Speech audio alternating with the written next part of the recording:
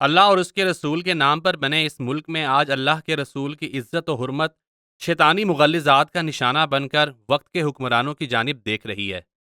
اربوں روپے کے جہازوں میں سفر کرنے والی حکومت وقت بلاسفیمی کی فورینزکس کے لیے چند ہزار روپے خرچ کرنے سے گریزاں نظر آ رہی ہے۔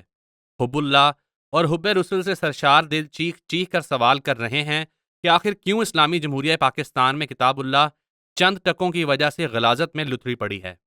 اسی حوالے سے عبد الوارث گل صاحب کے الفاظ ضمیر کو جھنجھوڑنے کے لیے کافی ہیں کہ NCCIA کے دفتر میں 39 قرآن مجید ایسی حالت میں پڑے ہیں کہ we can't imagine about that. ہم اس کے بارے میں تصور بھی نہیں کر سکتے کہ یہ وہ قرآن مجید ہے کہ جس کے بارے میں اللہ سبحانہ وتعالی ارشاد فرما رہے ہیں کہ لو انزلنا هذا القرآن على جبل لرأيته خاشعا متصدعا من خشية الله وتلك الامثال نضربها للناس لعلهم يتفكرون. یہ وہ قرآن کہ جو کسی پہاڑ پر نازل کیا جاتا تو پہاڑ دبتا پھٹتا ریزہ ریزہ ہو جاتا، لیکن آج مسلمانوں کے دل اتنے سخت ہو چکے ہیں کہ وہ ناپاک حالت میں پڑے ہیں، اس کے اوپر گندگی ہے، اس کے اوپر یورینیشن ہے، ایجیکولیشن کے اندر لپٹے ہوئے وہ قرآن مجید NCCIA کے دفتر میں پڑے ہیں۔ اللہ سبحانہ وتعالی نے ہم کو عقل بھی دی، فہم بھی دیا، فراست بھی، اور یہ وہ بات نہیں ہے جو ہم کر رہے ہیں کہ شاید کوئی فساد نہ ہو، might be possible might be not. یہ تو وہ مقدمات ہیں، وہ کیسز ہیں، یہ تو وہ سپرداریاں ہیں کہ جو عدالت میں ان کے شواہد بھی آ چکے ہیں۔ کئی ایسے لوگ ہیں کہ جن سے قرآن کریم برآمد ہوئے اور ان کو سزائیں بھی سنائی جا چکی ہیں، لیکن آج تک عمل درآمد نہیں ہو رہا۔ یاد رکھیے گا کہ اگر اس قرآن کے حوالے سے قانون سازی میں اگر ہم نے لیتے لیب سے کام لیا تو یاد رکھیے گا کہ کئی حکومتیں آئیں اور چلی گئی، اور آج ان حکمرانوں کی قبر پہ کوئی فاتحہ پڑھنے والا بھی موجود نہیں ہے۔ میرے دوستو، بھائیو، بزرگو، آج تو ہم نورے ڈاکو سے بھی گئے گزرے۔ آج دیکھیے کہ حکومت وقت 11 ارب روپے کا طیارہ خریدتے ہیں، there is no problem.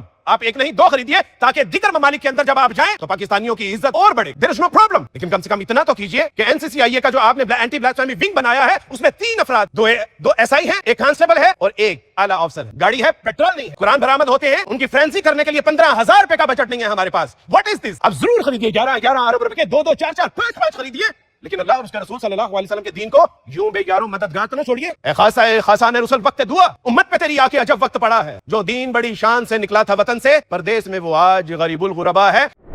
ایک عرصے سے باریک کارروائیوں کے انداز میں رینٹ کارپوریشن کا سیکولر اور لبرل نیریٹو پیش کرتے غامدی صاحب حالیہ دنوں میں تمام حدود کراس کرتے نظر آ رہے ہیں۔ حالیہ وائرل ہونے والی ویڈیو میں غامدی صاحب نے احمدیوں کو نہ صرف مسلمان قرار دیا بلکہ ان کے پیچھے نماز کو بھی جائز قرار دے دیا ہے۔ عقیدہ ختم نبوت کا انکاری نہ ہی شرعی لحاظ سے مسلمان کہلوانے کا حق رکھتا ہے اور نہ ہی آئین پاکستان کی روح سے۔ غامدی صاحب کے اس نظریے کا کلا کما تو دربار رسول کے مستری کر ہی لیں گے، لیکن سوال یہ ہے کہ ہر وقت بابا بابا کرنے والے انجینئر صاحب جو کہ قادیانیوں کے اعضائے وضو تک چمکا چکے ہیں، وہ اپنے بابا جی یعنی استاد غامدی صاحب پر کیا فرمائیں گے؟ اور اسی کے ساتھ رینٹ کارپوریشن آؤٹ لیٹ یعنی مسلم ٹوڈے آفیشیل کے ابرار صاحب جو کہ غامدی ازم کے کرتا دھرتا ہیں اور پوری آب و تاب سے غامدی ازم کو پھیلانے میں لگے ہیں، وہ آیا اس پر اپنی اصلاح کریں گے یا اپنے استاد محترم انجینئر صاحب کی طرح میں نہ مانوں کی رٹ لگائیں گے اور اپنے بابے کی اندھی تقلید جاری رکھیں گے؟ اب اس میں کوئی دو رائے نہیں ہے کہ پاکستان کی نظریاتی سرحدوں پر پے در پہ وار ہو رہے ہیں، جس کا ایک حالیہ نمونہ فیملی لاز کی صورت میں سامنے آیا ہے۔ اسلام نکاح کو سادہ اور لازمی قرار دیتا ہے تاکہ ایک مستحکم خاندانی نظام تشکیل دیا جا سکے اور اسلام پسند معاشرے میں حرام کاری کے تمام دروازوں کو بند کیا جا سکے۔ مغربی معاشرہ جہاں شادی اور اس سے متعلقہ قوانین کو اس قدر سخت کر دیا گیا ہے، وہاں آہستہ آہستہ لیو ان ریلیشن شپ نے لے لی ہے، اور بدقسمتی سے پاکستان کو بھی اس حرام کاری کی طرف دھکیلنے کے لیے سازشیں کی جا رہی ہیں۔ اس حوالے سے شعیب مدنی صاحب نے کچھ یوں گفتگو کی۔ خبردار، طلاق کا نام بھی نہ لینا ورنہ آدھی جائیداد بھی دینی پڑ جائے گی۔ یہ وہ قانون ہے جو مغربی ممالک میں رائج ہے اور اب اسے پاکستان میں لانے کی بات ہو رہی ہے۔ کہا جاتا ہے اس سے طلاقیں کم ہوں گی اور عورتوں کو مالی تحفظ ملے گا، لیکن ذرا رک کر سوچیں، کیا واقعی ایسا ہوگا؟ ایک سادہ مثال لیتے ہیں۔ ایک شہر میں ہر سال 1000 شادیاں ہوتی ہیں اور صرف 50 طلاقیں ہوتی ہیں۔ اب ان 50 کیسز کے لیے قانون بنایا جاتا ہے کہ طلاق کی صورت میں شوہر کو اپنی جائیداد دینی پڑے گی۔ یہاں سے مسئلہ شروع ہوتا ہے۔ اب شادی صرف رشتہ نہیں رہی بلکہ ایک فائنینشیل ڈیل بن گئی ہے۔ مرد سوچتا ہے اگر کل کو طلاق ہوئی تو میری آدھی کمائی چلی جائے گی، نتیجہ کیا نکلے گا؟ شادی سے بچنے لگتا ہے اور اس کی جگہ پر وہ کہتا ہے کہ یار چلو لیو ان ریلیشن شپس یہ کر لیتے ہیں، یعنی بغیر نکاح کے ایک ساتھ رہنا، تاکہ نہ کوئی ذمہ داری ہو اور نہ کوئی فائنینشیل لاس۔ کئی سال ساتھ رہ کر دیکھیں گے، اگر بن گئی تو شادی کر لیں گے ورنہ اپنے اپنے راستے۔ یہی وہ دروازہ ہے جہاں سے معاشرے میں بے راہ روی داخل ہوتی ہے، نہ نکاح نہ ذمہ داری، بس وقتی تعلق۔ अब दूसरी तरफ देखें, जब तलाक के साथ माली फायदे जुड़ जाएं तो बाज औरतें भी इसको एक सिक्योरिटी नहीं, तहफ्फुज़ नहीं, बल्कि एक ऑप्शन के तौर पर देखने लगती है। छोटी छोटी बातों पर तलाक का मुतालबा बढ़ सकता है, क्योंकि अब उसके साथ क्या हो गया, माली फायदे भी जुड़ गए। नतीजा क्या निकलता है, पहले 1000 शादियां हो रही थी, अब ये कम होकर 50% रह गई, 500 रह गई, और तलाकें 50 से बढ़कर 150 तक पहुंच गई। यानी 50 को बचाने के लिए बनाया गया कानून 600 के लिए मसला बन गया, 600 खवातीन का मसला बन गया। अच्छा, अब ये जो मफरूजा है ना, ये सिर्फ मफरूजा नहीं है। वेस्टर्न ममालिक में जैसे अमेरिका और यूरोप में ये कानून राइज है। वहां होने वाली सैकड़ों तहकीकात यही बताती हैं कि जहां तलाक आसान हो या उसमें माली फायदा हो, वहां तलाकें बढ़ती हैं और शादियां कम होती हैं। तो फिर अब सवाल ये है, क्या हम वाकई ऐसा निजाम चाहते हैं जो बजाय कागजी तहफ्फुज़ दे लेकिन हकीकत में खानदानी निजाम ही को कमजोर कर दे? एक तरफ फाइनेंशियल रिस्क की वजह से मर्द शादियां कम करेंगे और लिव इन रिलेशन को तरजीह देंगे।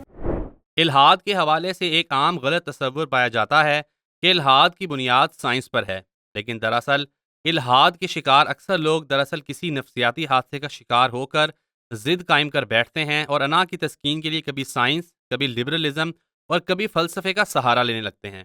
चंद माह कबल इंडिया में होने वाली द ग्रेट डिबेट में मुफ्ती शुमाइल और जावेद साहब के माबैन होने वाली गुफ्तगू का माखज़ भी यही था। इसी हवाले से मुफ्ती यासिर वाजी साहब ने अमार खान यासिर से कुछ इस तरह गुफ्तगू की। 70 to 80% इल्हाद की बुनियाद ना साइंस है, ना लिबरलिज्म है, ना कुछ और, बल्कि इसकी बुनियाद है मेंटल ट्रॉमा।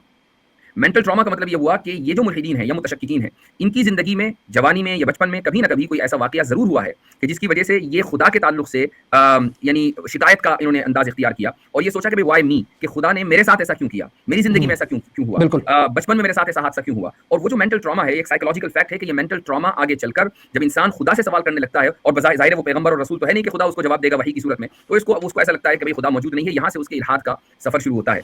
आप सर्वे कर लें, यहाँ तक कि मैंने एक पॉडकास्ट में मुफ्ती शमाइल के साथ जब हमारी डिबेट के बाद फौरन पॉडकास्ट हुई थी, तो उसमें इस बात को जिक्र किया था कि डिबेट से एक दिन पहले जावेद अख्तर साहब से हमारी मुलाकात हुई और बहुत खुशगवार माहौल में मुलाकात हुई। तो जावेद साहब ने एक बात कही मुझसे, उन्होंने कहा कि अगर आप लोग ये साबित कर दें, मुझे ये बता दें कि 8 साल की उम्र से मेरे ऊपर जो मसाइब और मेरे ऊपर जो जुल्म हुए हैं, ऐसा खुदा ने क्यों होने दिया और उसको कैसे खुदा कॉम्पनसेट करेगा, अगर आप ये बता दें तो मैं हाथ छोड़ दूंगा, मैं मान जाऊंगा कि खुदा है।